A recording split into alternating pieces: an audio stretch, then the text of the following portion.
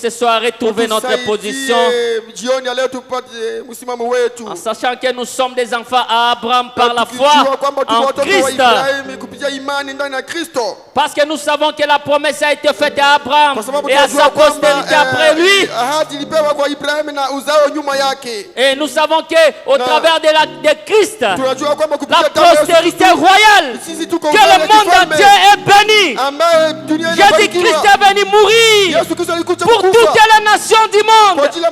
Jésus-Christ est venu mourir pour toutes les tribus du monde. Jésus-Christ est mort pour nous tous, afin que nous soyons bénis, afin que nous soyons pardonnés, afin que nous soyons exaucés. C'est pourquoi nous disons merci pour l'œuvre de la croix. Merci pour le Seigneur Jésus-Christ. Nous acclamons Jésus-Christ ce soir. Nous applaudissons notre Seigneur. Nous poussons des cris de joie pour le roi des rois. Alléluia. Merci Jésus. Ainsi ce soir, nous inclinons nos têtes devant toi. Nous élevons nos mains vers toi, Seigneur. Nous inclinons nos cœurs devant toi ce soir. Nous demandons pardon, Seigneur. Tout ce que nous avons fait, Seigneur. Nous te prions de nous pardonner ce soir et de nous laver dans le sang de l'agneau. Acceptez-nous ce soir. Agrée les prières de tes enfants ce soir. Agrée les chants de nos bouches ce soir. Agrée la prédication de la parole ce soir. Bénis ton serviteur qui va prêcher la parole. Que le Saint-Esprit de Dieu puisse être avec lui. Qu'il puisse le révéler ce qu'il doit dire au peuple de Dieu ce soir. Que nous soyons bénis par ta parole. Nous ne voulons pas sortir comme nous sommes venus ici, Seigneur. Mais nous te prions, Seigneur, que tu puisses parler à nos âmes pour qu'en sortant, que nos cœurs soient dans la joie et que nous puissions dire réellement, le Saint-Esprit nous a parlé, réellement, le Seigneur nous a visités. Nous chassons dehors tout ce qui n'est pas de Dieu, tous les mauvais esprits de l'enfer, tout esprit diabolique, les pensées négatives, l'incrédulité à la parole de Dieu, tous les lourdeurs, les fatigues de la journée, tous les démons de maladie, tous les démons de soucis, nous les chassons dans le nom de Jésus-Christ. Commence avec une début jusqu'à la fin. Nous t'acclamons le roi des rois. Nous t'applaudissons notre Seigneur. Reçois l'honneur, reçois la gloire, reçois la force au siècle des siècles. Car nous avons ainsi prié. Nous disons Amen. Que le Seigneur vous bénisse. Gloire à Jésus ce soir. Nous allons louer le Seigneur avec joie avant d'écouter la parole de Dieu. Nous chantons ces cantiques en lingala dans les numéros 103. Yesu nzambe na nguya ye kolona kimya. Gloire à Jésus. Amen.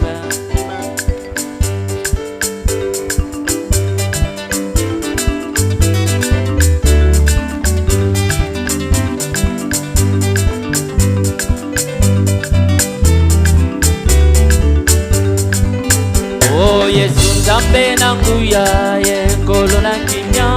Ye tata na libela mokonzi kitoko. Ye asalaki maso na maele na ye.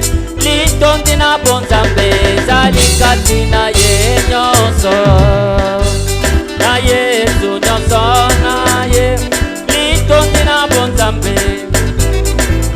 Oh nyonso na Yesu nyonso na ye.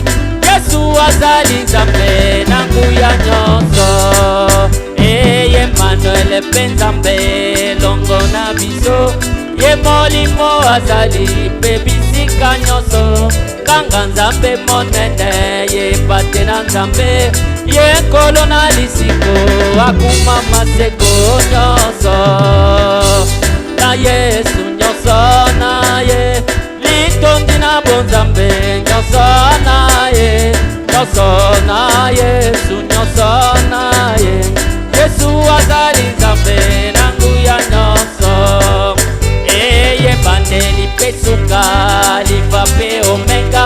Nzambe kasi na nzoto moninga na biso. akosana biso nyonso bosembo mpe nguya mayele mpe kobonga tokozwa te na ye nyonso. Litondi na bonzambe nyonso na ye, nyonso na Yesu, nyonso na ye. Yesu azali nzambe na nguya nyonso. Ekomona na Yesu nzambe tokozela ekozala esengo ya bana Israel akoya kosikola yende akufaki litondi na bonzambe molongi ya solo nyonso na Yesu nyonso na ye litondi na bonzambe nyonso na ye nyonso na Yesu nyonso na ye Yesu azali nzambe na nguya nyonso. Et je me réjouis de tes jours comme je marche en pèlerin, car dans toute ma vie je vois la main de Dieu. Oui, les secrets de ma joie, la raison de tout cela, les consolateurs de mes. Oui, chantez il demeure. Oh, alléluia, il demeure à moi. Marchant sur les toits chemins, j'ai la joie les jours, la nuit, les consolateurs de à moi. Oui, je vivrai dans les péchés, n'ayez point de paix à moi, jusqu'au jour où je vais comme un Jésus mourir à la croix, puis j'ai tombé à ses pieds, et il tous me remplit les consolateurs de mes. Oui, chante, il demeure. Alléluia, il demeure à moi. Marchant sur les toits chemins, j'ai la joie les jours, la nuit, les consolateurs de à moi. Oh, il est avec moi partout et connaît tous mes soucis. Je suis erré libre comme un oiseau. Le Saint-Esprit me contrôle, Jésus satisfait mon âme, les consolateurs de mes. Oui, chantez, il demeure. Oh, alléluia, oh, il demeure à moi. Marchant sur les toits chemins, j'ai la joie les jours, la nuit, les consolateurs de moi. Et plus de 2 heures pour les manques, ces plaisirs remplis des ailes. Il y a longtemps je les ai abandonnés à la croix, toute ma vie changée un jour, et mes fardeaux enlevés, les consolateurs de à moi, il demeure. Alléluia, il demeure à moi. Marchant sur les toits chemins, j'ai la joie les jours, la nuit, les consolateurs de mer. Oh, il me dit ananga, yangu kwa Yesu, sitarudi nyuma, milele daima.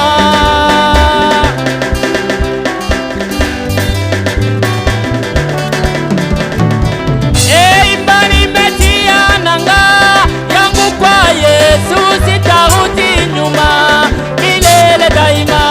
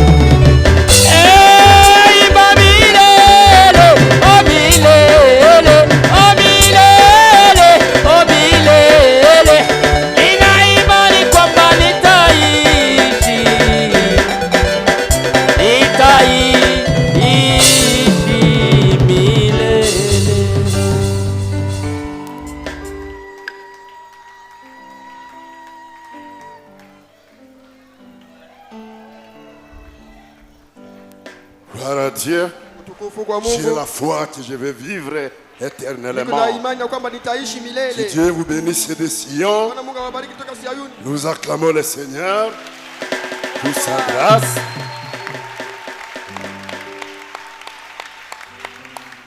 Merci beaucoup pour les louanges. Asante sana juu ya sifa. À gauche, à droite, dites à votre bien-aimé que Dieu vous bénisse. Nous sommes prêts pour manger la parole de Dieu. Tuko tayari kwa kula neno la Mungu. Mungu akubariki ndugu Joseph. Amen.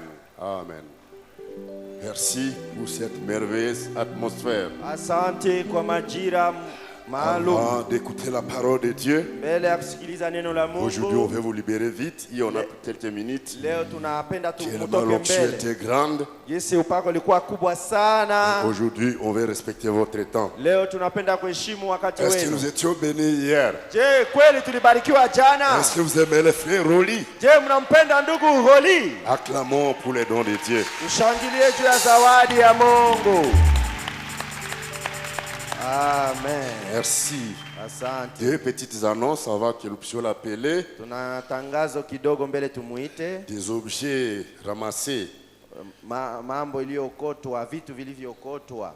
Un vieux téléphone Techno noir.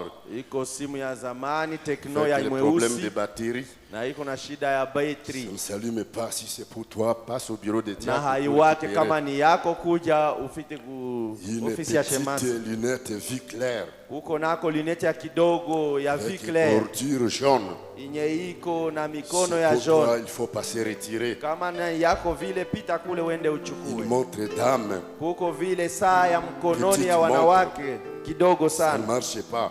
Nayo haitumike. Peut-être problème de pile. Labda inakosa pile ndani. C'est pour toi, il faut pas se retirer. Nawe kama ni yako fika kule kumashemasi uichukue. Une Bible version Louis II. Na Biblia version Louis II. Ça fait longtemps. Inakuwa ishagawia. Ça n'a pas de couverture. Haina kijarada hapana. Là-dedans, c'est écrit frère Isaac.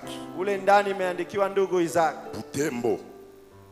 Butembo le 13 janvier 2004. Butembo tarehe 13 mwezi wa kwanza mwaka 2004. Viens pour les récupérer. Kama ni yako kuja uichukue. OK, ça c'était les objets volés. Ile inayohusu vitu vilivyopotea. Deuxième annonce. Tangazo la pili. J'ai écouté plusieurs fois. Nimesikiliza mara nyingi qu'il y a un bonhomme. Ya kwamba kuko kijana moja hapa. Ou bien un gentilhomme. Ou bien mtu mzuri hapa. Qui a été de sillonner les maisons des frères, des bien-aimés. Iko napita kwa nyumba ya ndugu. Wanayoamini ujumbe wa wakati. Ici, de Bethel Tabernacle. Na zaidi sana wana memba wa Bethel Maskani. Il dit que sa femme est malade à l'hôpital. Anasema ya kwamba mke wake anagonjwa hospitalini. N'a pas l'argent pour payer, je sais pas, les frais d'hôpital. Na yeye kunasema kama anakosa franga ya kulipa frais ya hospitali kule. Le bien-aimé là lui donne l'argent. Na mpendwa ule amsaidie na pesa. D'ailleurs, le diacre Lokolo. Kwanza na shemasi Lokolo. Le diacre Eli Mobembo. Na shemasi Eli Mobembo. Connaissent très bien la situation. Wanajua hali yangu ya magonjwa mke wangu. Ils ont prié pour lui. Awalisha muombea. Quand la première personne m'a dit ça, wakati mtu wa kwanza alinipatia ile habari, j'ai dit c'est un escroc. Nikasema ule ni mwizi wa mayele mayele.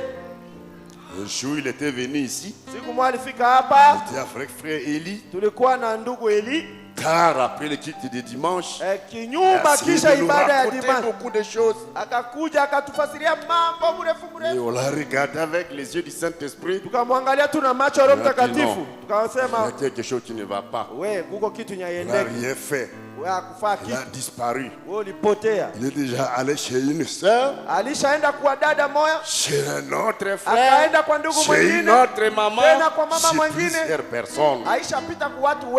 J'ai sa photo ici. Alors si quelqu'un passe comme ça, soyez prudents. Ne faites rien. S'il y a des problèmes, appelez-moi, appelez un diacre. S'il y a quelqu'un qui a dit ceci, cela ici. Ok? Nous croyons dans le fait de s'aider les uns les autres. Tunaamini kwamba inaomba tusaidiane wamoja na wengine. C'est normal parmi les enfants de Dieu. Ni kawaida katika watoto wa Mungu. Pas sur la base du mensonge. Hapana kupitia bongo na ujanja, hapana. Là, ce n'est pas bien. Pale si mzuri. Les chrétiens sont des gens qui sont honnêtes, Wakristo ni watu wenye wiko sahihi, tout droit. Wanatembea wima. Et c'est pourquoi je vous ai aussi dit, ndio maana niliwaambia vile vile, vous connaître les uns les autres. Iko mzuri kufahamiana moja kwa wengine kwenye kota nafasi kwenye unaishi. Autour de vous, soyez prudents. Kando yako mkuwe na uangalifu sana. Parce que le malin est aussi parmi nous. Kwa mjanja naye iko miongoni mwetu. Et aussi si vous m'appelez, na kama mnaniita, pour un besoin de prière ou bien de pasteur, maombi au jom mchungaji, ne vous limitez pas avec les prénoms. Wewe usishie tu pale unasema ni mie Frank basi unaishia pale. Jean, Paul, Jérémie, David, nani? Jean nani? Le deuxième nom. Inaomba ulete jina yako ya pili. Il y a des escrocs qui m'appellent. Kwa kuko wajambazi, wizi wa maele wanani. Le Saint-Esprit me dit, c'est un frappeur. Na pale Roho Mtakatifu anambia sasa, ya mjanja ule. Quel est ton deuxième nom? Mimi naambia jina yako ingine ya pili ni nani? C'est fini, l'appel est coupé. Anafunga kinywa na anakata simu. Ce sont des escrocs. Ni wevi wa mayele. Si quelqu'un t'envoie des messages, kama mtu anakutumia message, itakwanja mbio, kazi inapatikana hapa. Yaka nani? Sasa mambo swami hawa aboyete. Ile ni bongo, iko bongo. Iko na urgence yako. Sasa na yo benga nanu keba. Prudent. Uwe na uangalifu sana. Ils ne sont pas loin, ils sont aux environs. Hawako mbali, wiko tu karibu yetu pale. Je dis parce que ça se répète et on m'appelle. Nasema hii mambo kwa jua ishakuwa zoezi. Na mbananita huku na huku juu ya mambo kama na hiyo. Je, kila mtu anafahamu? Est-ce que c'est clair? Je, mambo iko wazi? Qui va escroquer mbongo nayo? Kama banaiba pesa yako, sinisha kuarifu. Ok. Il dit qu'il a un frère. Il a donné aussi le nom de son église, de son pasteur. Mais je sais que c'est faux. Il ne peut pas écrire à tout le monde. Moi, j'ai décidé de parler ici. Soyez prudents. Que Dieu vous bénisse richement. Nous saluons chacun de vous. Au nom de Jésus-Christ, nous allons nous lever. Le frère nous chante quelque chose de son choix pour recevoir les serviteurs de Dieu. La prédication de la parole pour terminer les 2 jours que le pasteur lui avait donné. Amen. Que Dieu soit loué. Dans sa parole, il est là dans sa parole. Chantez, il est là dans sa parole.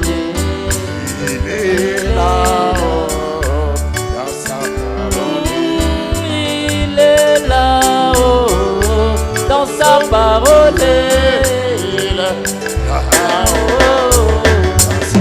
et chanter, il est là-haut dans ses messagers. Il est là-haut dans sa Oh, parole. il est là-haut dans ses messagers. Il est là-haut dans sa parole. Oh, Jésus est là. Oui, Jésus est là. Oui, Jésus est là. Oui, Jésus est là. Oui, le Saint-Esprit. Oui, Jésus est là. Oui, la colonne de feu. Oui, Jésus est là. Oui, Jésus est là. Oui, Jésus est là. Et mokili mobimba e kumisaki Salomono. Salomono, mokili mobimba etombolaki Salomono, azali Jésus est là, oui Jésus est là, oui Jésus est là, oui Jésus est là, oui le Saint-Esprit, oui Jésus est là, oui la colonne de feu, oh il est là parmi. Alléluia. Alléluia. Que le Seigneur vous bénisse richement. Bwana wabariki sana. Amen, amen. Amina. Aimez-vous le Seigneur Jésus? Je mpenda Bwana Yesu. Acclamez-le très fort ce soir. Mumshangilie na nguvu yote jioni ya leo. Amen, amen. Amen. Pouvez vous asseoir un moment s'il vous plaît. Mukae kidogo kwanza. Amen. Amen. Je voulais corriger certaines choses. Nilipenda nisaishe mambo fulani. Hier, lorsque j'ai donné le témoignage de notre maman, wakati nilikuwa naleta ushuhuda mama yetu jana, mon épouse et mon neveu m'ont porté la correction hier. Na mke wangu na binamu yangu walikuya kuniletea nisaishe kitu moja. C'était pas Aoula, c'était plutôt Kiseke. Ce n'était pas Aoula, c'était le Kisege. Ilikuwa ni magonjwa ya Kisege, hapana Aoula. Vu que ce sont des mots que je connais pas trop bien, ce sont des maladies que j'ai trouvées à l'est ici. Ona kama ni matamko ambayo sizoe sana na ni magonjwa nilikuta huku kueste. J'avais du mal à comprendre ça. Nilikuwa na vigumu ya kutofautisha. Amen, amen. Amina. Et hier pendant que je prêchais, na wakati nilikuwa nikihubiri jana, je me suis embrouillé par rapport à mes notes. Nilivurugana kufuatana na maandiko yangu. Moi je me disais que c'était le diable qui me combattait. Nilikuwa nasema kwamba ilikuwa shetani ndiye kunanipiganisha. Et mon épouse et mon neveu ils m'ont encore rappelé. Kisha mke wangu na binamu yangu wakaniambia, il y a eu une parole de connaissance qui est sortie à mon sujet. Kulikuwa neno ya ujuzi iliyotoka kunihusu mimi. C'était le 6 décembre 2021. Ilikuwa tarehe 6 mwezi wa 12 mwaka uliopita. Pour ceux qui suivent les prières en ligne, wenyewe wanazoea kufuata maombi ya mtandao, ils peuvent le voir dans l'application du pasteur. Wanaweza kuigundua ndani ya ile application ya mchungaji. Dieu avait dit, Mungu alisema, la prochaine fois quand je me tiendrai ici, mara siku nyeta kuja kati atasimama hapa kusakafu, je ne prêcherai pas ce que je vais préparer. Sitahubiri bienye nilitayarisha kuhubiri. Lui-même va prêcher. Yeye mwenyewe ndio atajihubiria yake. Parce qu'il a béni mon ministère. Kwa kuwa alishabariki huduma yangu. Amen, amen. Amen. Ce n'était pas le diable. Haikuwa shetani. C'était Dieu lui-même Mungu yeye pekee qui est descendu pour confirmer sa parole. Kudhibitisha ile neno ya ujuzi. Amen, amen. Amina. La nature humaine, ile hali ya mwanadamu, j'avais complètement oublié. Nilikuwa nishasahabu. Oubliez ça. Nilikuwa nishasahabu ile. C'était pas le diable. Haikuwa shetani. C'était Dieu lui-même. Ilikuwa Mungu mwenyewe. Mukazi yake. Amen, amen. Amina. Amen, amen. Amina. Et j'avais dit encore une autre chose. Nikasema tena kitu kingine hapa. Par rapport aux 3 exodes. Kuhusu ile Kutoka 3. Les premiers exodes c'était avec Moïse. Kutoka ya kwanza ilikuwa pamoja na Musa. Les deuxième était avec Jésus. Ya pili ilikuwa na Yesu. Nous sommes maintenant au 3e exode. Tuko Kutoka ya 3 sasa. Avec William. Na William. Marion. Branham. Amen, amen. Amina. Que le Seigneur vous bénisse. Bwana wabariki. Puis vous levez, on va lire la parole de Dieu. Simame basi juu tutasoma neno la Mungu. Amen. Amina. Je remercie encore le pasteur bien qu'il ne soit pas là. Namshukuru mchungaji hata kama haiko hapa kimwili. Pour la confiance. Kwa juu ya tumaini. Amen. Amina.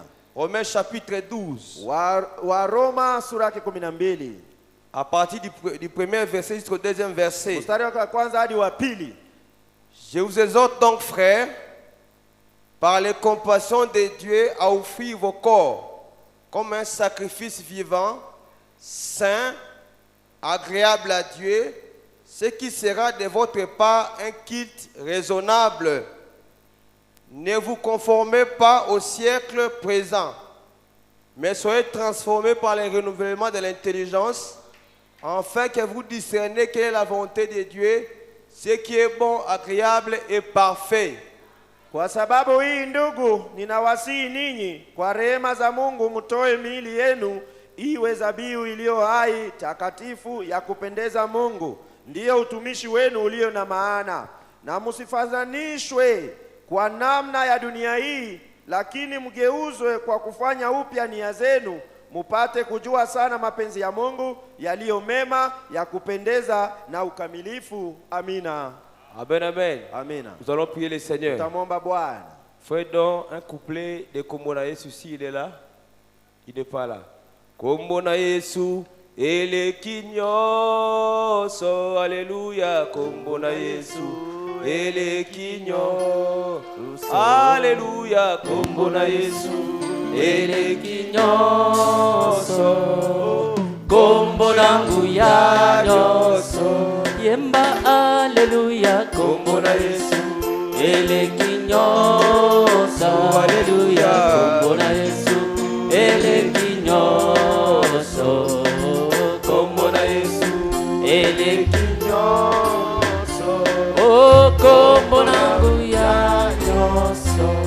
Éternel notre Dieu, Bwana Mungu wetu, tu as vaincu la tombe, tu as vaincu les séjours des morts, tu as vaincu les diables.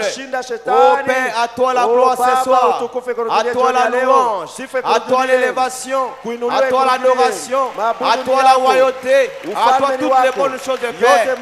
Oh Dieu Tout-Puissant, nous t'appelons Saint ce soir. Je ne suis rien, je ne vaux rien Seigneur. Ce peuple est venu te voir à toi Père.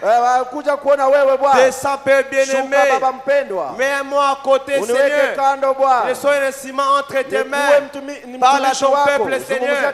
Parle à tes enfants Seigneur. Que tout ce qui les diable a préparé contre nous, nous le chassons Théo. Au nom du Seigneur Jésus-Christ de Nazareth. Père Céleste, domine, règne, contrôle toutes les choses. Dans le précieux nom du Seigneur Jésus-Christ, nous avons ainsi prié. Amen. Vous pouvez vous asseoir.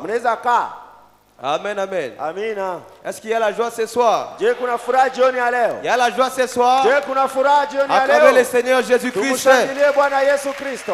Amen.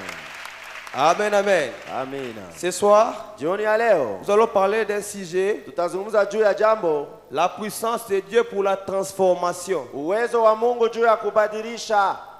Amen. Amina. La puissance de Dieu pour la transformation. C'est ce que nous allons parler ce soir. Amen, amen. Amina. La puissance de Dieu pour la transformation. Comme vous le savez, sur la terre, il n'y a aucun homme, il n'y a aucune femme, aucun prédicateur, aucun pasteur, aucun diacre, aucun frère, aucune sœur qui a la puissance de la transformation. Cette puissance de la transformation se trouve en Dieu seul. C'est lui qui détient la puissance de la transformation. Parce que la transformation fait partie de la création. Alors qu'aucun homme n'a créé sur cette terre. C'est lui qui a créé et c'est lui qui crée. C'est Dieu lui-même. Amen. Amen, amen, Église. Amina. Amen, amen. Amina. Celui qui a créé est capable de transformer. Amen, Église. Amina. Amen, Église. Amina. Aucun homme n'a créé. Aucune femme n'a créé. Aucun pasteur n'a créé. C'est le Seigneur Jésus qui a créé. Et c'est lui seul qui a la puissance de la transformation. Alléluia. Amen, Église. Amina. Savez-vous, Église, lorsque Lucifer combat Gabriel ou Michael, il ne vint pas. Pourquoi? Parce que Lucifer a été aussi créé. Amen, amen. Amina. Comme il a été créé, il ne connaît pas toutes les tactiques. La personne qui l'a créé, il est obligé de le vaincre chaque jour, chaque minute, chaque seconde. Alléluia. Amen, amen. Mais il ne connaît pas la création. Lui aussi c'est une créature. Raison pour laquelle il ne fait qu'échouer chaque jour. Amen, amen, Église. Amina. Pour ceux qui ont pratiqué le sport, judo boxe ou les autres, lorsque vous avez votre maître, il peut vous former. Vous former jusqu'à devenir ceinture noire. Mais ne vous en faites pas. Il y a certaines tactiques, il ne vous montrera jamais. C'est sa protection à lui. En fait que le jour que vous allez vous révéler, il va sortir ses katas pour vous montrer que c'est un maître. De même que notre Dieu, il a créé Lucifer comme l'ange de lumière. Mais gloire soit rendue à Dieu parce qu'il n'a pas tout montré. Il a gardé les katas.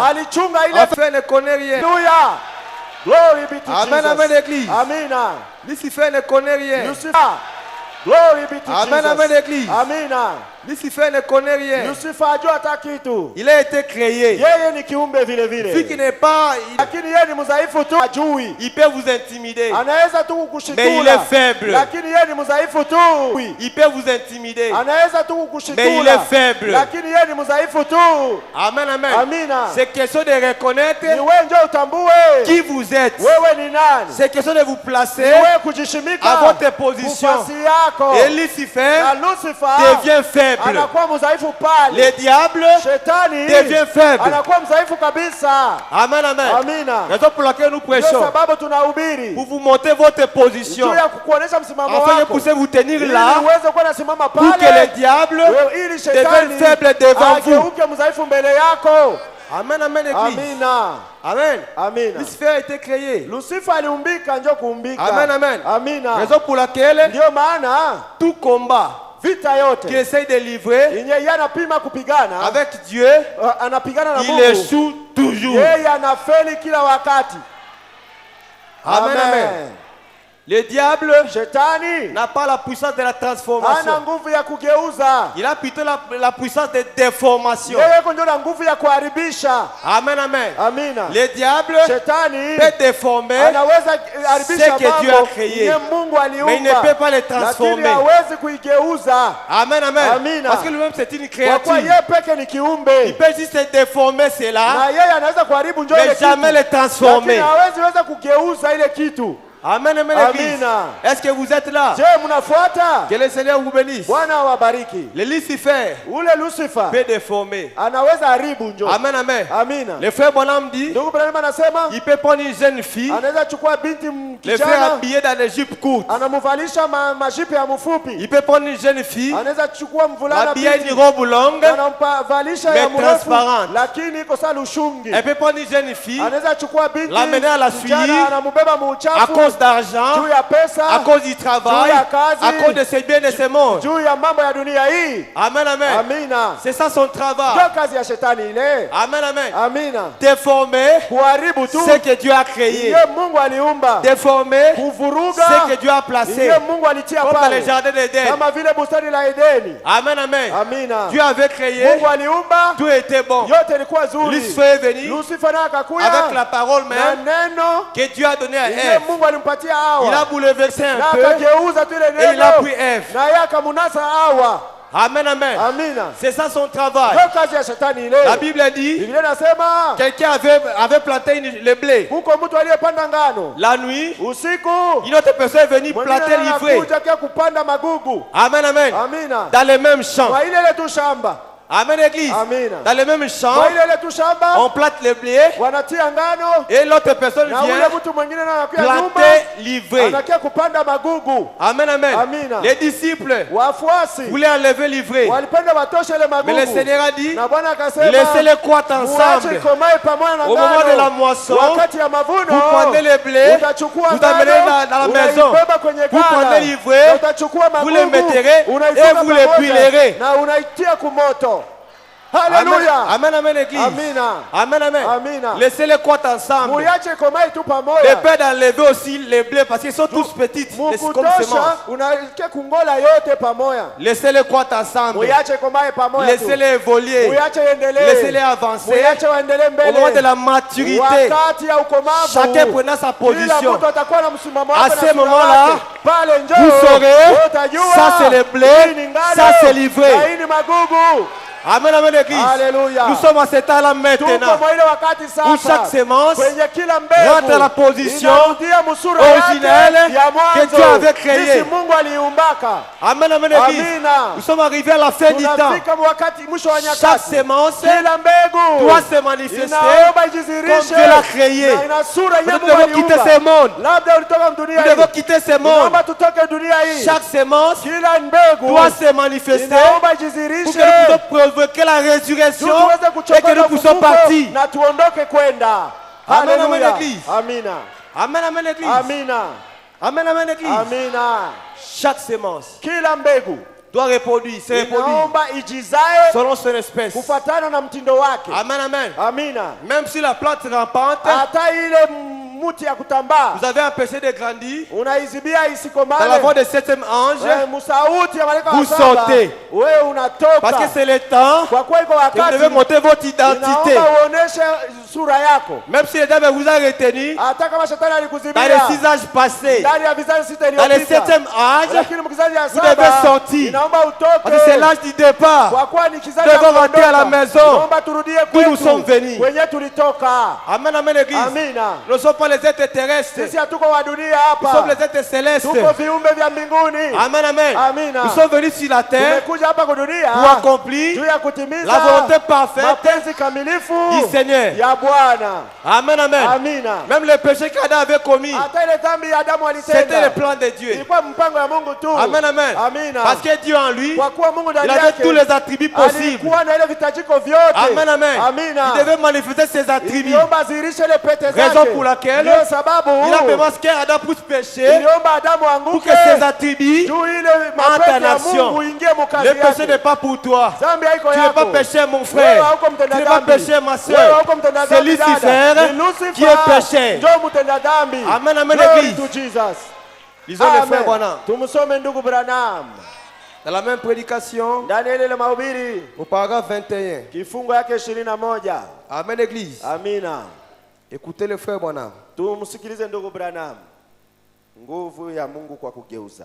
La puissance de la transformation. Eh bien, ce mot transformé, j'ai consulté le dictionnaire hier. J'ai pratiquement oublié l'heure à laquelle je devais être ici. Alors que je cherchais un texte. Et j'ai trouvé ce mot. Ou plutôt cette écriture.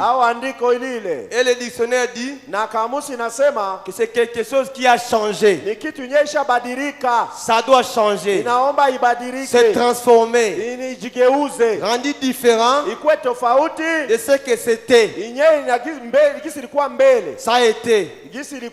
Son caractère et tout ont été changés, soit transformés. Amen, l'église.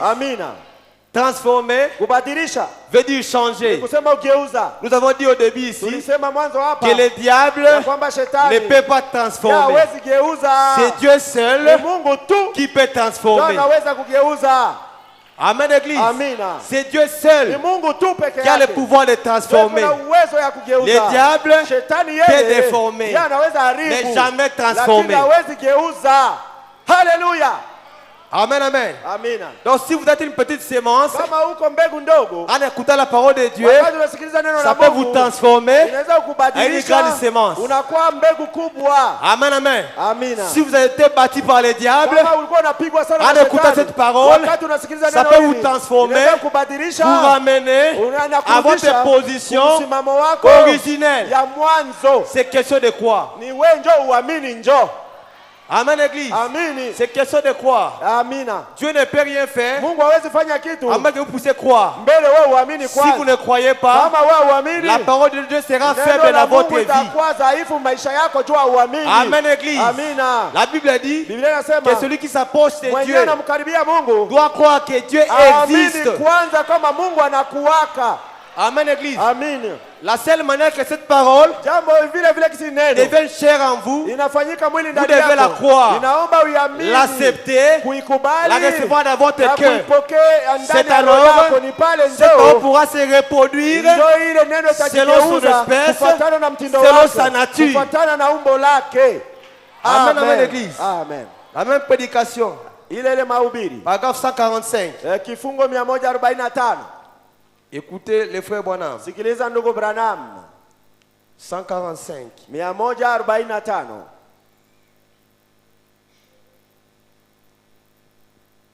Maintenant, qu'est-ce que la transformation? Comment l'obtient-on? Qu'est-ce qui opère la transformation? C'est Dieu par l'esprit de sa parole. Amen, l'église. Amina. Pour que vous ayez la transformation. Ili ubadilike. C'est Dieu, Ni Mungu, par l'esprit, kupitia Roho de sa parole. ya neno lake. Sans cela, Bila il ile n'y a pas de transformation. hakuna mabadiliko yoyote. Sans cela, Bila ile c'est la déformation. iko tu kuharibika. Amen, amen, l'église. Amina. Continue. Tuendelee. Écoutez. Fuata. Il transforme. Anabadilisha. Il plante sa semence. Anachukua ile mbegu yake. Il déverse son esprit. Anamimina roho yake. Amen, l'église. Amina. Pour que vous ayez la transformation, Ili upate kuwa na il mabadiliko. faut que Dieu Naomba Mungu déverse son esprit amimine roho en yake vous. ndani yako. Sans cela, Bila ile pas de transformation. hakuna kubadilika. Amen, amen, l'église. Amina. Pour que vous ayez la transformation, Ili upate mabadiliko. il faut que le Saint-Esprit le Inaomba fasse. Roho Mtakatifu njoo Car aifanye. c'est lui seul Kwa kuwa ni yeye qui a la tu capacité ndio iko na ile uwezo de transformer ya quelqu'un. kubadilisha mtu. Amen, amen, l'église. Amina. Raison pour laquelle, Ndio sababu mois après mois, mwezi kisha année mwezi, après année, mwaka kisha mwaka, le pasteur prêche sur le mchungaji Saint-Esprit. anahubiri juu ya Parce Roho qu'il Mtakatifu. sait Kwa kuwa anajua que lui, ya kwamba il est capable de transformer. hawezi badilisha C'est le mtu. Saint-Esprit Ni Roho seul Mtakatifu yetu qui peut prendre un ndio homme anaweza chukua et le mtu transformer. na anamgeuza. Amen, Haleluya. amen, l'église. Amina. Amen, amen. Amina. Écoutez le frère Branham. Fata ndugu Branham. Le Saint-Esprit transforme Roho Mtakatifu anabadilisha la semence mbegu pour être confirmée selon son espèce. iweze kudhibitisha kufatana na mtindo wake. Amen. Amina. Le Saint-Esprit Roho Mtakatifu ne vous donnera pas une autre nature. hata kupatia umbo ingine. Non, monsieur. Hapana Bwana. Si vous n'avez pas été à Dieu, Kama wewe hauko wa vous Mungu ne serez jamais transformé. na hautabadilika hata siku Ceux qui moja. seront transformés, Wenyewe watabadilishwa. c'est ceux que Dieu a Ni connus wale wenye Mungu alijua avant la fondation du mbele ya monde. misingi ya dunia Même kuwekwa. si vous venez ici, hata kama unafika hapa, même si vous priez, hata unaomba même aye, si vous gênez, hata unafunga chakula si vous na n'avez pas mnagani, été là-bas, kama hukukuwaka vous ne serez mwanzo, jamais transformé. wewe hautabadilikaka. Haleluya. Amen, l'église. Amina. Ce sont les enfants de Dieu seuls Ni watoto wa Mungu qui tu peuvent être ndio transformés. wanaweza badilika. Amen, amen. Amina. Parce que ne peut recevoir le Kwa kuwa Saint-Esprit anaweza pokea Roho Mtakatifu qu'un enfant de ni Dieu. mtoto wa Mungu. Amen, amen. Amen. Un enfant du diable, Mtoto wa shetani il peut faire des sacrifices. anaweza Il fanya peut être bon madhabihu, plus que toi. anaweza kuwa mzuri Mais il n'aura kushinda, jamais le Saint-Esprit. lakini hana njoo Roho Il Mtakatifu n'aura jamais. na hata ipataka. Amen, amen. Amina. Pourquoi? Juu ya nini Il n'a hata pas été à la ipataka? création. Kwa kuwa hakuwa mwanzoni. Amen, amen. Amina. Dieu avait dit à Job, Mungu alimwambia Ayubu, serre ta ceinture. funga Je vais te poser mkanda la yako. question. Natafuta Où kuuliza, étais-tu ulikuwa wapi wewe Ayubu quand j'ai créé? wakati nilikuwa Lorsque les naumba, anges du Seigneur wakati wa malaika wa Bwana walikuwa Job wanapiga avait manqué la kelele, réponse. Ayubu hakupata jibu. Amen, amen. Amina. Mais nous, ce soir, Lakini siye jioni ya à la leo, voix du septième kwa ange, sauti ya malaika wa si Dieu saba, venait ici kama Mungu angekuja hapa et qu'il leo posait la même aulize question, ile ulizo toi, tu, tu vas répondre. wewe utajibu, Moi, je vais mimi répondre. nitajibu, Vous allez na répondre. nyinyi mtajibu. Nous étions en lui. Tulikuwa ndani yake Lorsqu'il créait. wakati alikuwa anaumba. Raison pour laquelle, Ndio sababu dans nos cœurs, ndani ya roho il y a la zetu soif du Saint-Esprit. huko ile kiu ya Raison Roho pour Mtakatifu. laquelle Ndio le sababu Saint-Esprit Roho Mtakatifu descend sur nous. anashuka juu Raison yetu. pour laquelle Ndio sababu Dieu mnaona Mungu accomplit anatimiza la transformation ile à mabadiliko nous. Alléluia. ndani yetu. Hey, Oh, hey, yeah. Utukufu kwa Yesu.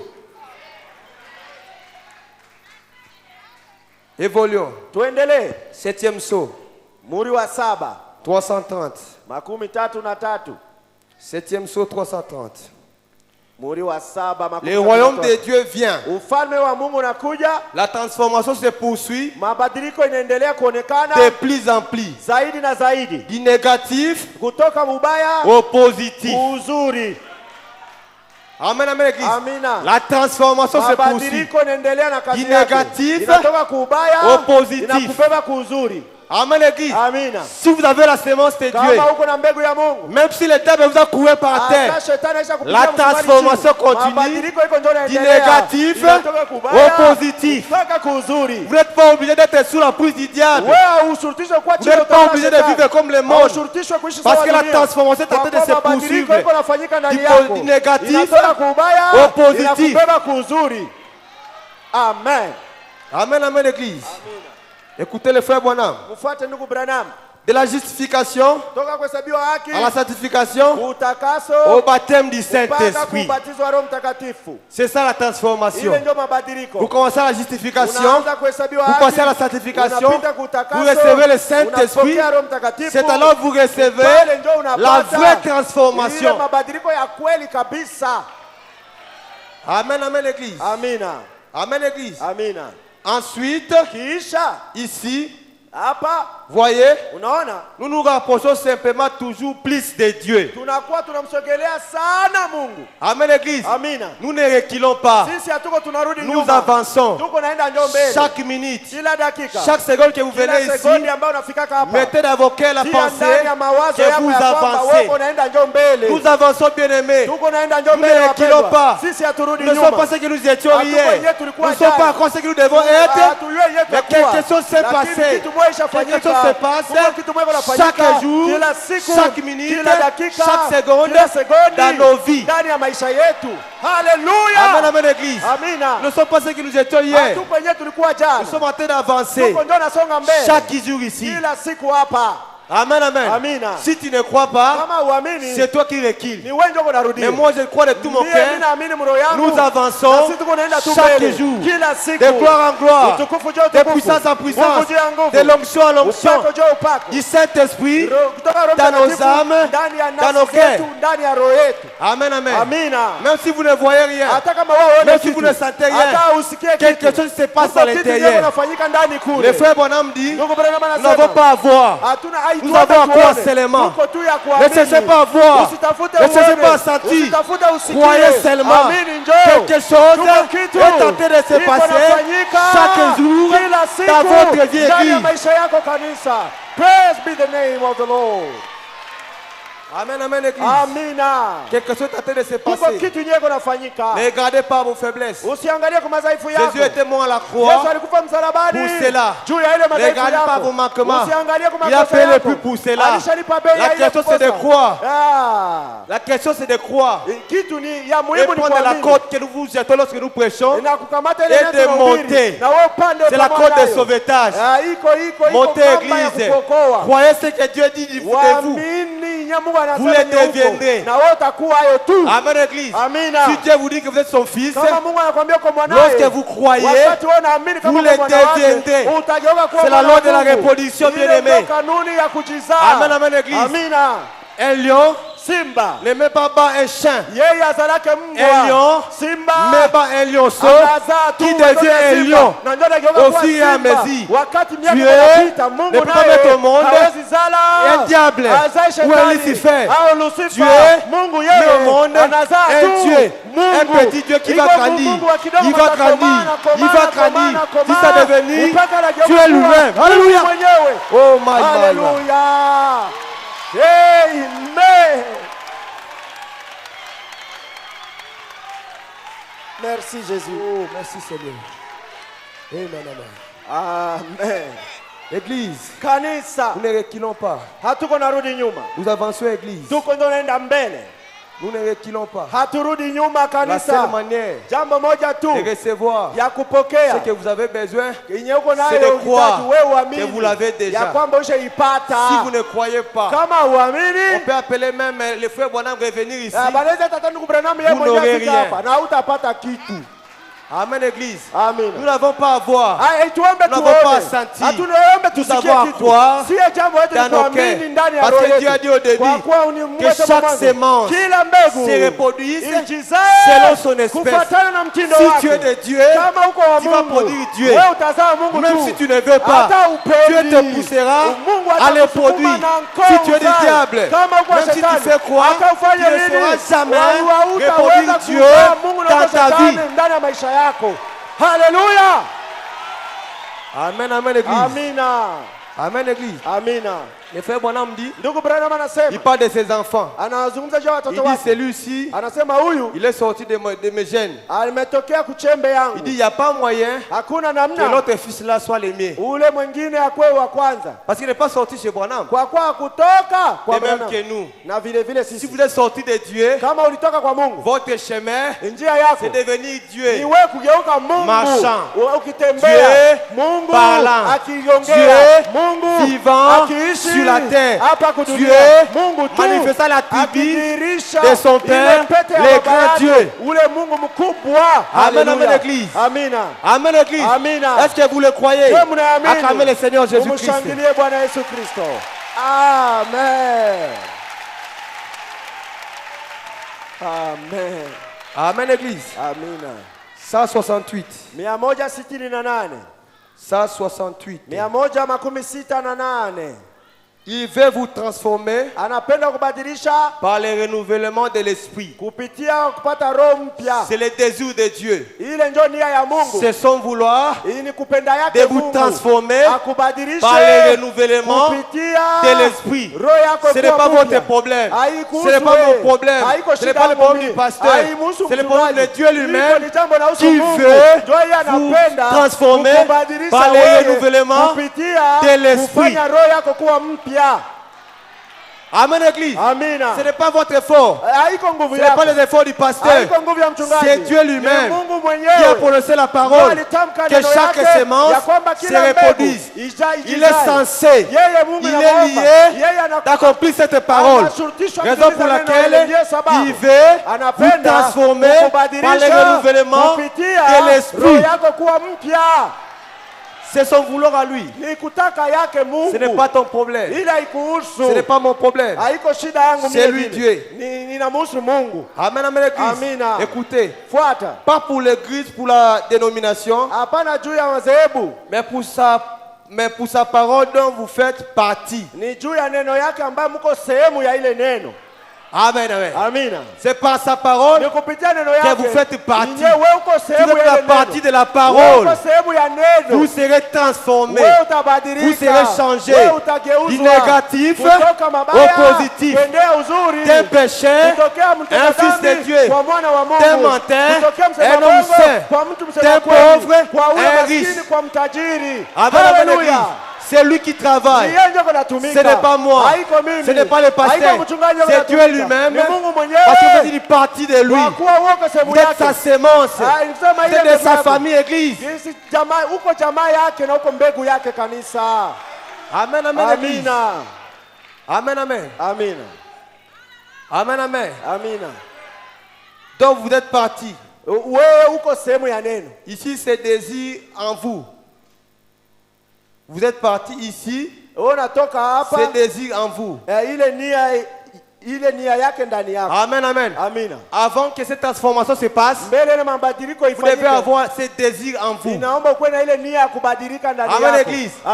Vous, ce que vous devez faire, c'est désirer d'être transformé. C'est désirer d'être changé. Cette fois-là, celui qui a fait la promesse descendra pour accomplir sa parole. Amen, amen. Dieu ne venait pas vous forcer. Non, monsieur. La Bible dit, il vous met devant deux chemins. Mais il vous conseille de prendre une bonne route, un bon chemin. C'est à vous de décider d'avoir le désir d'être transformé, d'avoir le désir d'être changé. C'est alors que lui descendra pour accomplir la parole qu'il a prononcée avant que rien ne soit créé. Amen, église. Dieu vous demande seulement d'avoir le désir. Amen, amen. Et ceux qui ont faim et soif de la justice, quand ils seront rassasiés. Amen, église. Mais si vous n'avez pas faim, on ne vous donnera pas à manger. Alors qu'on vous donne à manger, vous devez avoir faim. De même que c'est Dieu, c'est comme ça. Vous devez désirer. Vous devez vouloir la chose. Vous devez avoir la faim en vous. C'est alors que Dieu descendra pour vous donner ce que vous avez besoin. Car la Bible dit, errez ceux qui ont faim et soif de la justice, car ils seront rassasiés. Alléluia. Amen, l'église. Amina. Ils seront rassasiés. Vous voyez, il a envoyé sa puissance de transformation pour vous tirer hors de cette diffamation religieuse dans laquelle vous êtes. Amen, amen. Amina. Amen, amen. Amina. Il y a des gens Kuna watu qui croient wanaoamini pour voir Dieu kuona ou pour servir Dieu. kwa kumtumikia Mungu. Il faut aller dans un séminaire. Inaomba uende kusoma masomo. Faire la théologie. Uende ufanye teolojia. Pour venir seulement à l'église. Unakia ukanisa. Se fraterniser. Unakia tu kufanya bundugu. Non, monsieur. Hapana bia vile. Il fait de venir ici.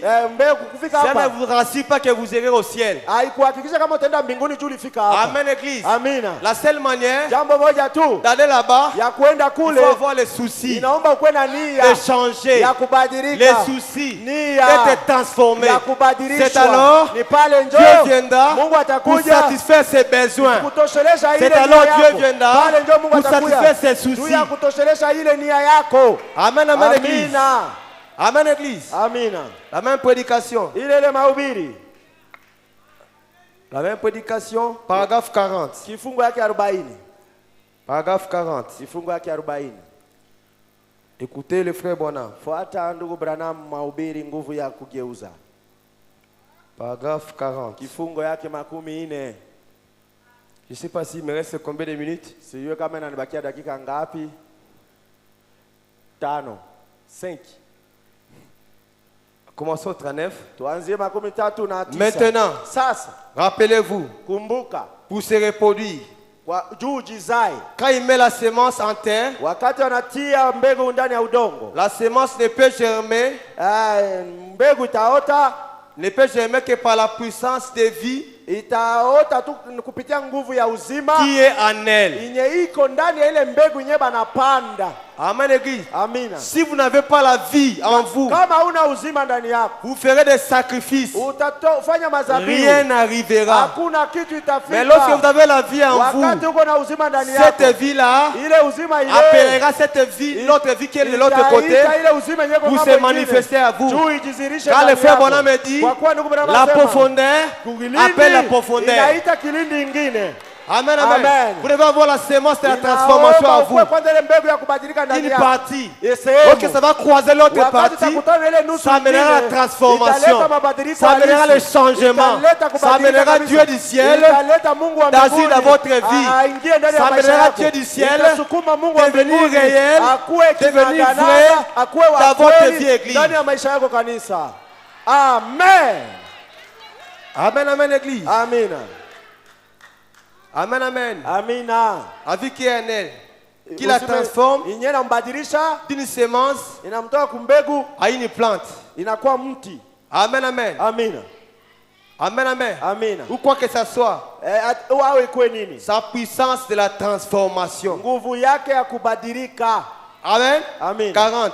40. Ainsi, Na hivi ayant tout confié à son propre fils, akimkabidhi mwanaye mambo yote pour qu'elle en soit ainsi. ili kuwe vile. Dieu alors a dit, Mungu akasema sasa tout est bon. yote ni nzuri. Amen. Amina. Dieu a confié le changement Mungu alikabidhi mabadiliko ou la au transformation mageuzi à son fils, kwa mwanaye pour que son fils ili mwanaye puisse nous changer. akubadilishe Et na Dieu wewe. Na Mungu a dit akasema que cela est bon. ya kwamba iko mzuri vile. Donc, ni kusema pour avoir la transformation, tupate vous mabadiliko. devez croire à Jésus Inaomba muamini Yesu comme étant votre kama Dieu. vile Mungu Au cas wako. contraire, Kama pas de ile transformation. haiko vile, hautakuwa na Si vous mabadiliko. priez Bonham, Kama unaomba oubliez la transformation. sababu kubadilika, Vous ne serez jamais transformé, Église. hautakuwa Parce que unabadilika Dieu kama a remis la Mungu transformation aisharudisha mabadiliko à son yote Fils kwa mwanaye Jésus. Yesu. Amen. Amen, Église. Amina. Écoutez, Sikiliza. je vais quitter bientôt. Nitatoka punde sipunde. Amen, amen. Amina. Amen. Amen. Écoutez le frère Bonham. Umfuate ndugu Branham. Et chacune des semences Na kila moja ile mbegu a en elle iko ndani la yake puissance de na transformation nguvu ya kubadilika. en espèce Kwa hiyo que je désire qu'elle soit. kwa namuna yenyewe inapenda Là, c'est ikuwe. Jésus qui dit. Ni pale Yesu ndiye anasema. Amen. Amen. Chaque semence Kila mbegu a la puissance iko na nguvu de se transformer ya kujibadilisha dans yeye les yenyewe. désirs Iko na ile que celle-ci veut. nia ya kugeuka kinye ile kitu inapenda. Amen. Amen. Si tu veux marcher sur les eaux, Kama unapenda kutembea juu ya tu as en maji, toi uko ndani la yako puissance ile nguvu pour marcher sur les eaux. utembee juu ya Si maji. tu veux commencer à prier pour les Kama malades, unapenda kuanza tu kuombea as en wagonjwa, toi wewe uko na ile la nguvu puissance ndani pour prier pour les malades, que tu veux vivre une vie sainte, tu as en toi la puissance pour vivre une vie sainte. Amen, amen, l'église. Ne cherchez pas au ciel. Cela est en vous maintenant. Amen, l'église. Tout ce que vous désirez, ça se trouve en toi. C'est question d'avoir le désir et de travailler. Vous verrez la chose s'accomplir exactement comme vous le voulez. Alléluia. Amen. Amen. Ne pleurez pas au nom de Dieu. Dieu a tout fait. Il a fini son travail. C'est maintenant ton problème. C'est maintenant mon problème. Que nous a remis la parole. Le prophète est arrivé. Il a ouvert toute la parole de Dieu. Dieu l'avait dit d'emmagasiner la nourriture. Weka chakula kwenye gala. Amen, amen. Amina. Le frère Bonhomme dit que cette parole arrivera même dans les zincs d'Afrique. Amen. Cela est arrivé. Ici à Bunia. Partout ailleurs. C'est question de prendre cette parole, de réclamer ce que vous voulez, de demander ce que vous voulez. Tout ce que vous voulez faire dans votre vie, ça se trouve dans la parole, dans la semence que Dieu a plantée. C'est question de prendre la semence et de désirer ce que vous avez et vous l'aurez. Amen. Amen, l'église. Amen. Il veut quitter. Écoutez. Écoutez. Car j'ai mis dans chaque semence la puissance de la transformation pour que se métamorphose. Amen. Amen, amen.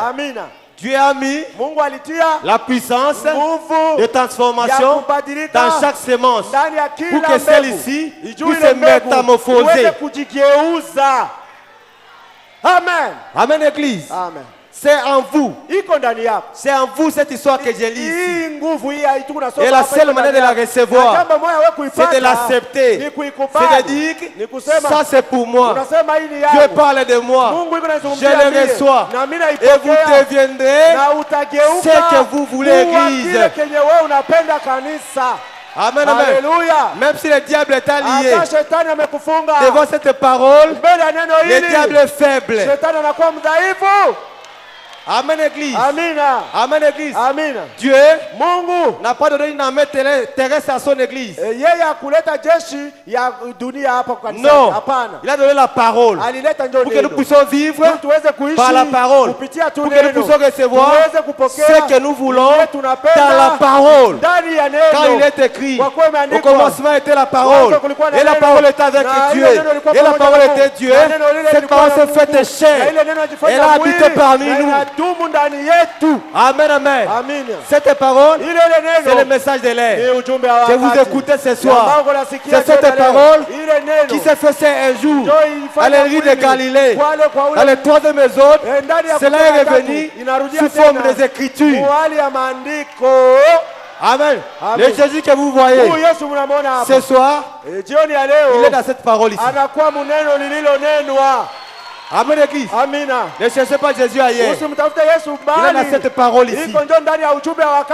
Amen, amen. Amina. Je lis la dernière citation, je vais partir. 172. Partie B. Fata. Partie B, 172, partie B. Écoutez les frères Branham. Écoutez. Recevez cette parole. Elle grandira. Amen, Église. Amen. La question c'est de la recevoir. Et elle va grandir automatiquement. Parce que Dieu l'a dit. Parce que Dieu l'a promis. Vous, votre travail, c'est de la recevoir. Elle-même, elle a la puissance pour grandir. Elle-même, elle a la puissance pour se développer. Amen, amen, Église. Amen. Elle grandira. Elle doit grandir. C'est une obligation. Ce n'est pas moi qui vous oblige. C'est le Dieu qui a créé les cieux et la terre, qui a dit, elle doit grandir.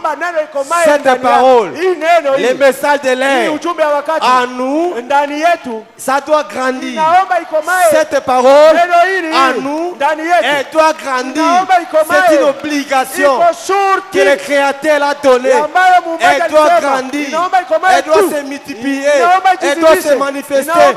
Voulu ou pas, cette parole grandira.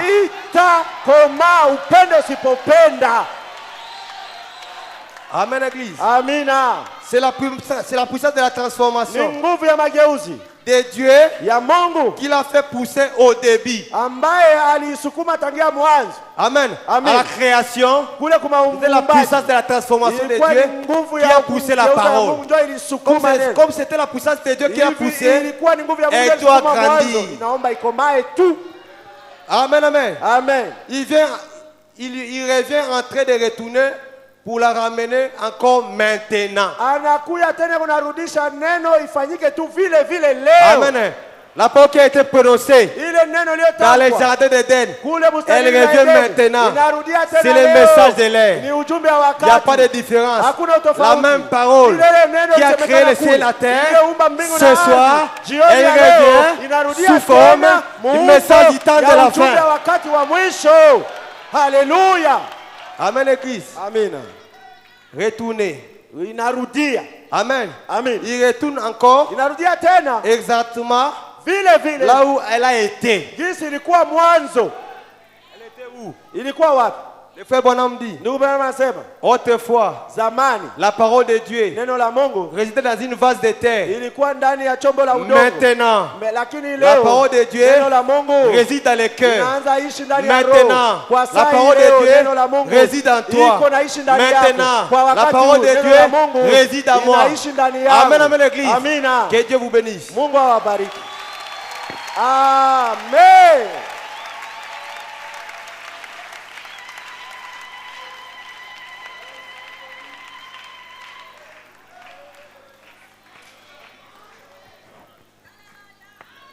Merci beaucoup de notre bénédiction ce soir, de la part du Seigneur, de notre vérité.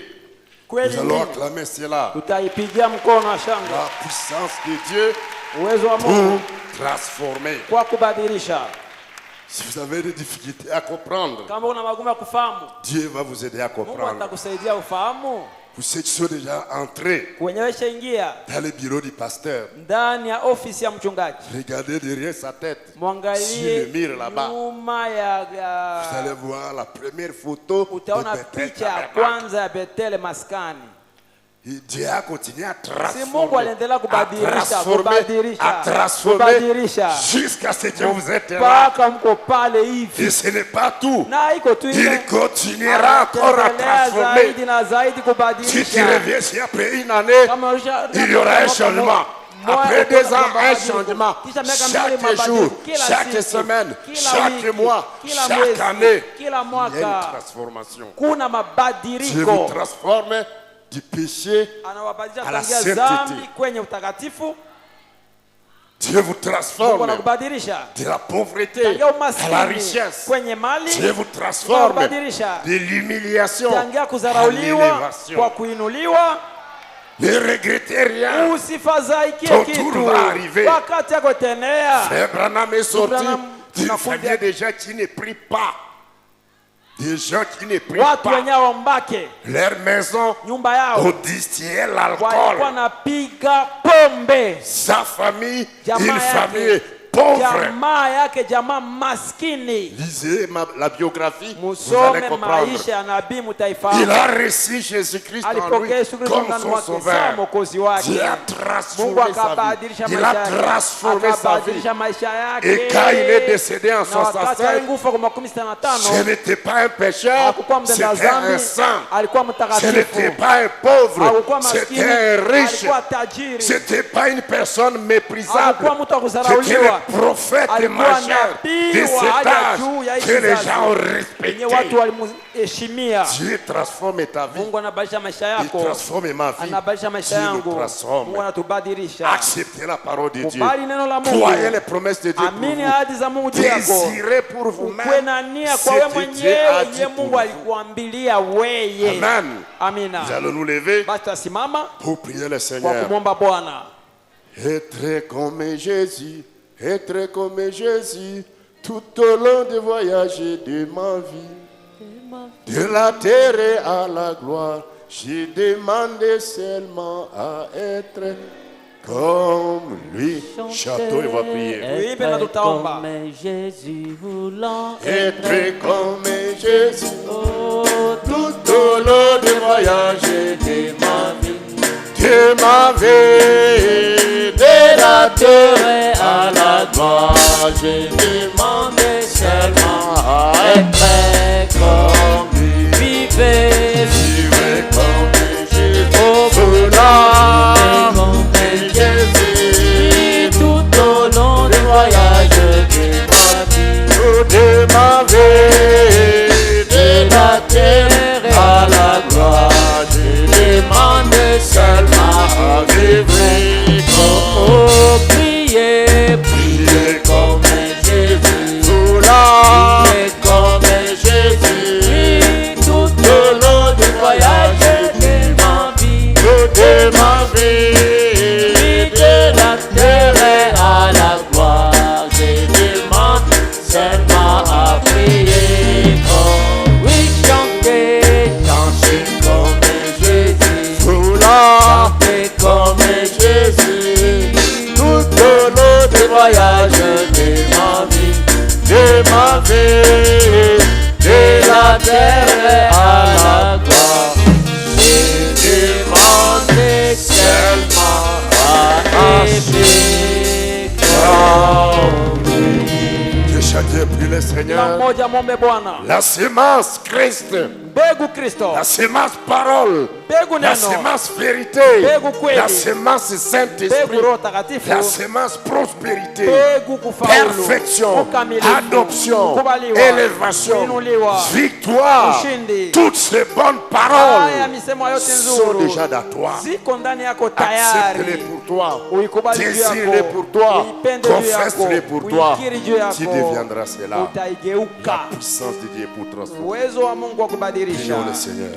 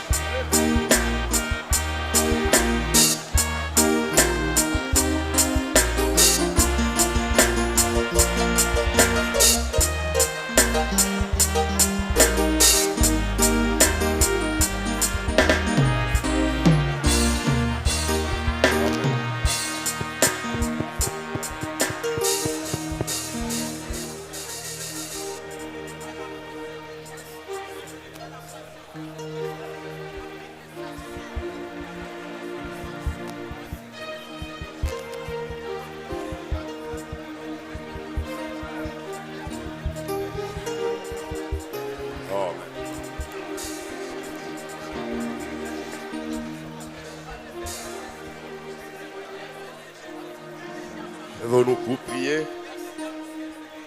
Nous chantons chaque jour de ma vie. Tu surveilles toute ma vie. Donne-nous des mots pour la prière. Chaque jour de ma vie, chaque jour de ta vie, le Seigneur est là. Il surveille tout. Va ton nom pour adorer le Seigneur à la prière. Jésus, tu es là, tu surveilles tous mes femmes et mes combles de la vie. Chaque jour de ma vie. Oh, dans les calmes de forum, oui, c'est toi qui me conduis. Oui, Seigneur, c'est ton amour qui fleurit dans tout mon cœur. Chaque jour de ma vie, Jésus, tu es là. Chaque jour de ma vie, chaque jour, il est là. Il est là. Alléluia. Il surveille ma vie.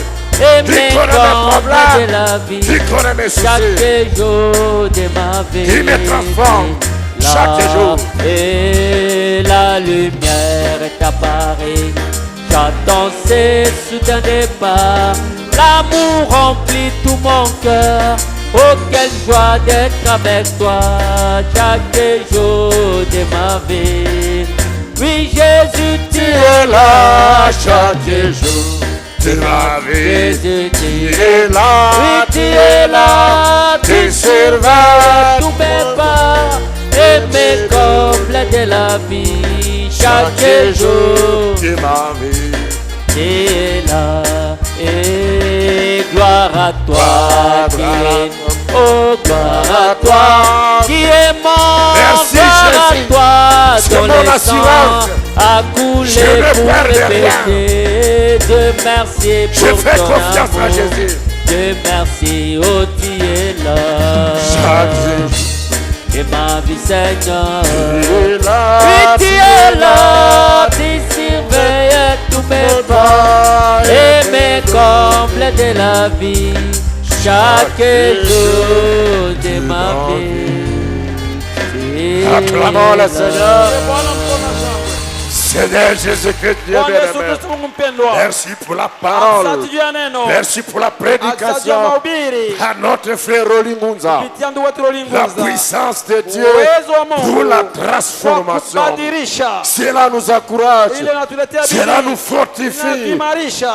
Nous te faisons plein confiance. Tunakutumainia Parce que kabisa chaque ujumla, jour de kwani notre kila vie, siku ya maisha yetu Tu es là, uko Seigneur. pale Bwana. Tu connais nos problèmes. Unajua magumu Tu yetu. connais nos épreuves. Unajua Tu connais majaribu nos yetu. soucis. Unajua Tu mafadhaiko connais nos yetu. difficultés. Unajua magumu Tu yetu. surveilles nos pas. Unachunguza hatua Rien ne zetu. t'échappe. Hakuna kitu Et cha tu kukwepa. transformes Na notre vie. unatunza maisha Chaque yetu. jour, Kila siku. du péché à la sainteté, de la maladie à la santé, Tangia de la magonjwa, pauvreté tangia à la umaskini, prospérité, kwa de kufaulu, l'humiliation tangia à kunyanyuliwa, l'élévation, kwa de kuinuliwa, gloire à gloire, Utukufu de mwingine, gloire à gloire, utukufu mwingine, de perfection ukamilifu, à perfection, na ukamilifu mwingine, de manifestation ziriko en manifestation. na ziriko ingine. Père Céleste, Baba wa mbingu, ton peuple taifa a lako dit Amen sema amina à cette kwa parole. hii neno. Moi-même, Mwenyewe, je dis Amen nasema amina à cette parole. neno. Qui nous soit fait Kutendeke selon cette parole. kufuatana hii neno. Que chaque sémence Kila mbegu basi qui sont plantées à nous iye mpando ndani mwetu reproduise izidike selon l'espèce kufuatana na et que umbo notre na vie maisha yetu change yabadilike. chaque jour, Kila siku,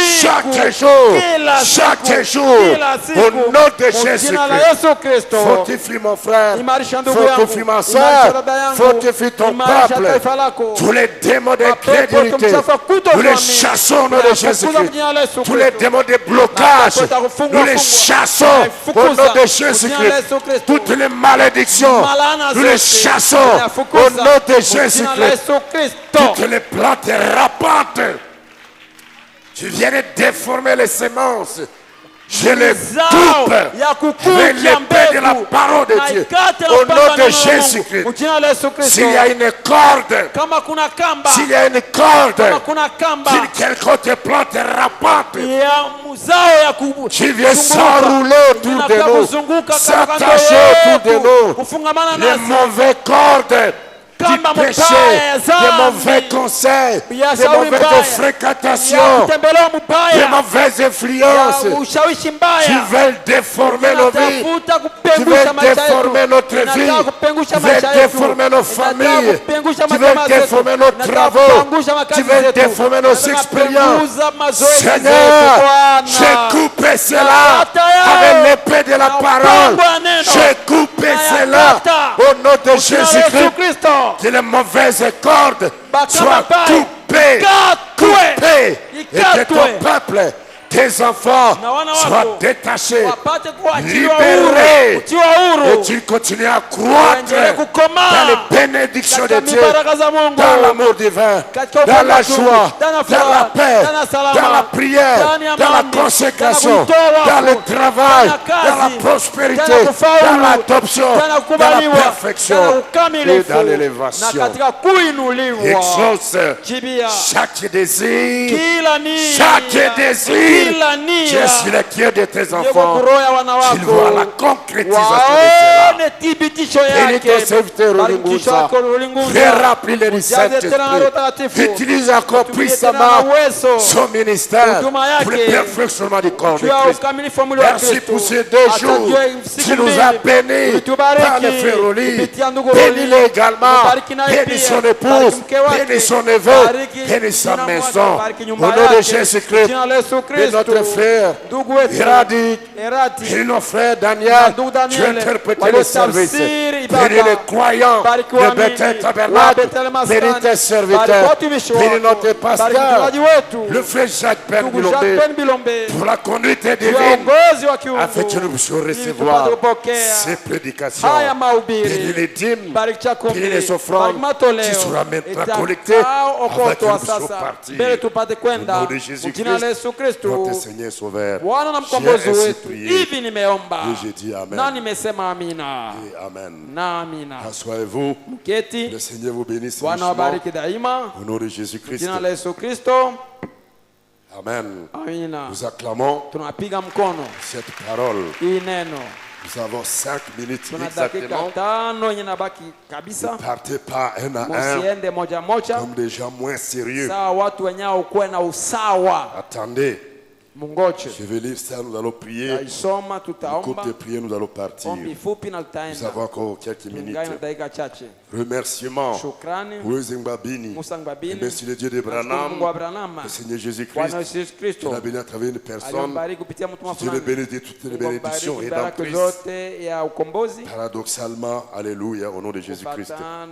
Sœur bénite à Myriam, qui demande la prière pour sa fille Meda, qui a souvent les cauchemars. Dieu le délivre de mauvais rêves. C'est un peu babo. Demande à la prière qu'elle souffre de maux de ventre et diarrhée. Sœur même à Rachel, remercie le Seigneur. Nous avons épargné des dégâts de elle pensait qu'il n'allait pas voir les jours. Oui.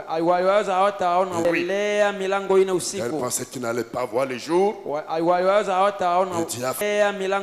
pensait qu'il n'allait pas voir les jours. Dieu a fait grâce. Elle pensait qu'il n'allait pas voir les jours. Dieu a fait grâce. Elle pensait qu'il n'allait pas voir les jours. Dieu a fait grâce. Elle pensait qu'il n'allait pas voir les jours. Dieu a fait grâce. Elle pensait qu'il n'allait pas voir les jours. Dieu a fait grâce. Ils se sont réveillés en paix. Que Dieu soit loué. Sœur Apolline Kombosi, remercie Dieu d'avoir amené les habits. Père de la taillerie, la prière du président des diacres, le frère Lokolo. La sœur Espeshua. Dada Espeshua. Remercie le Seigneur. On va donner la paix à ses enfants qui étaient tourmentés par la maladie. Dieu soit loué. C'est Jemima Soki. Remercie Dieu. La protection dans les voyages. Commanda Bunia. Frère Pierre Sombo. Remercie Dieu. Car Dieu a combattu pour lui. Quand les sorciers l'ont combattu la nuit. La sœur Zawadi. Brigitte. Merci Dieu pour l'avoir épargné de l'accident. Il avait connu avec les taximens qui a connu un enfant déplacé. L'enfant se porte bien après la prière du pasteur Mathieu Lobo.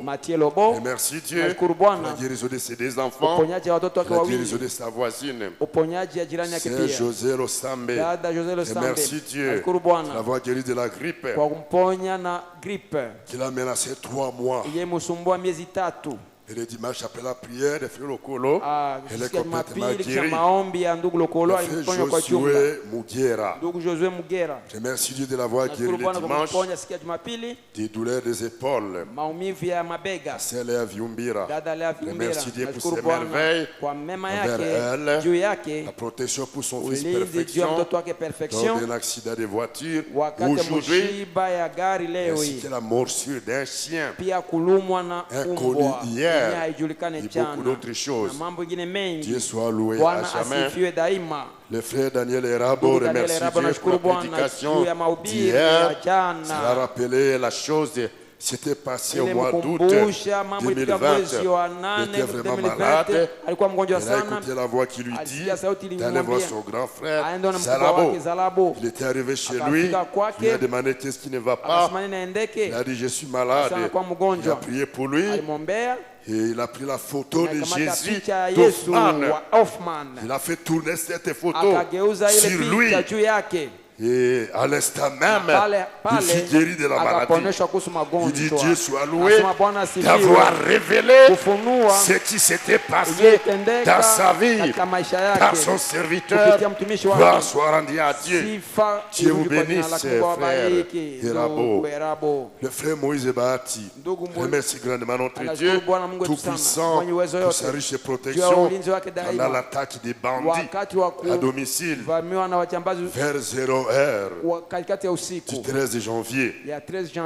Aucun membre de la famille n'a été touché. Malgré les multiples dégâts matériels, et ils ne sont pas parvenus à entrer dans la maison par la grâce de Dieu.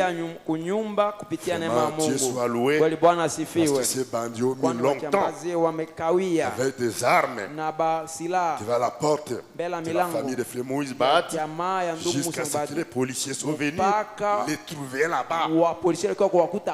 Alors ils ont pris fuite. Que Dieu continue à vous protéger, peuple de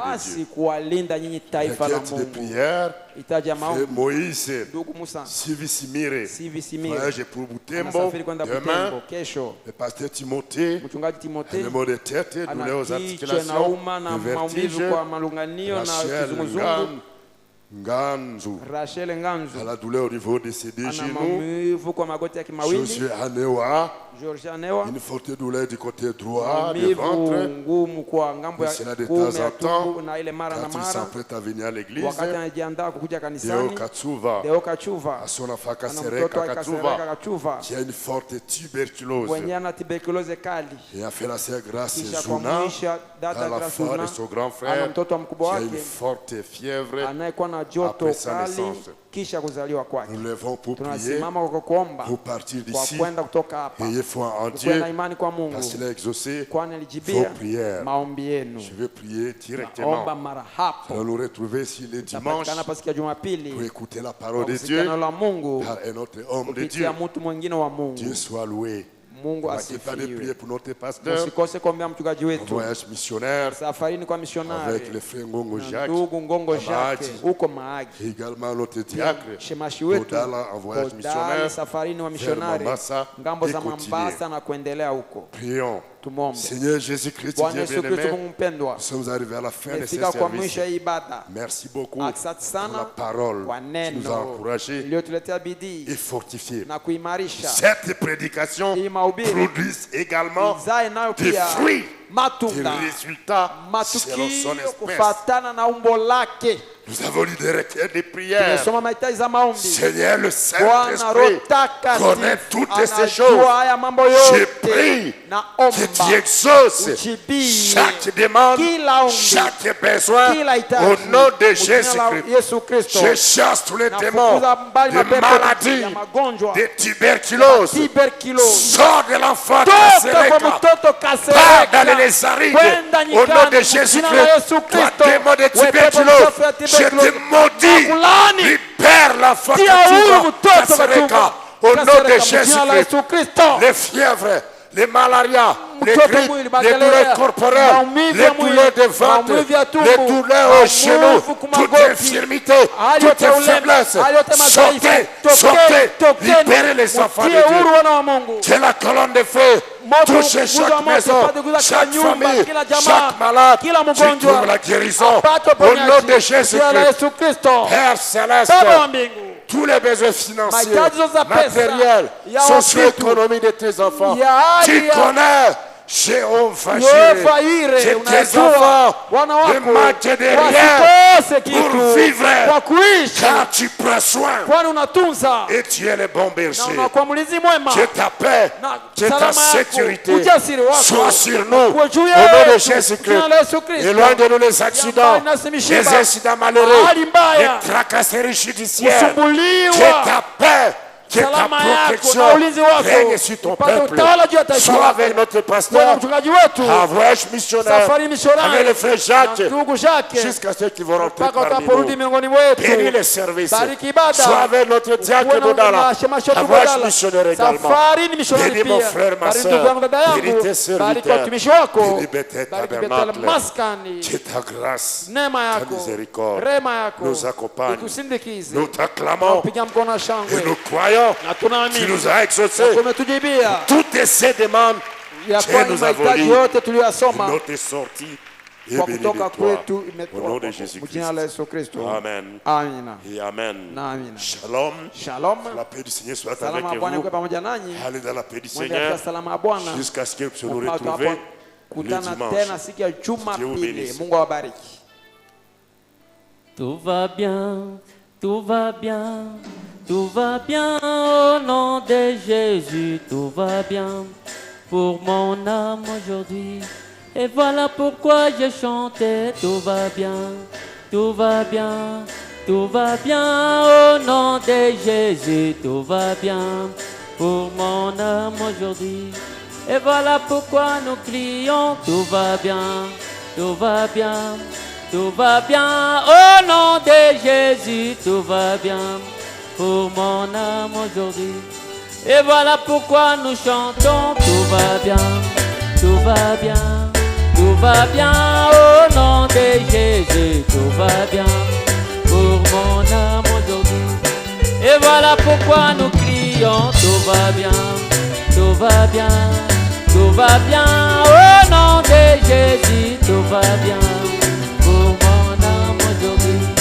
Et voilà pourquoi nous chantons, tout va bien, tout va bien, tout va bien au nom de Jésus, tout va bien pour mon âme aujourd'hui. Et voilà pourquoi nous crions, tout va bien, tout va bien, tout va bien au nom de Jésus, tout va bien. Et tout va bien, tout va bien, tout va bien. Au nom de Jésus, tout va bien pour mon âme aujourd'hui. Et voilà pourquoi nous chantons, tout va bien, tout va bien, tout va bien. Au nom de Jésus, tout va bien.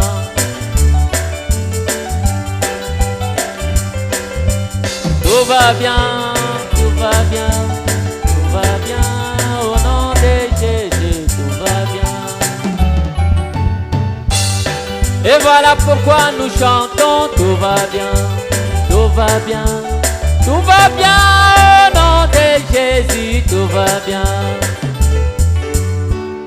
Oh, et voilà pourquoi nous crions, tout va bien. Oh, tout va bien au nom de Jésus. Oh, et voilà pourquoi nous crions, tout va bien, tout va bien, tout va bien au nom de Jésus, tout va bien.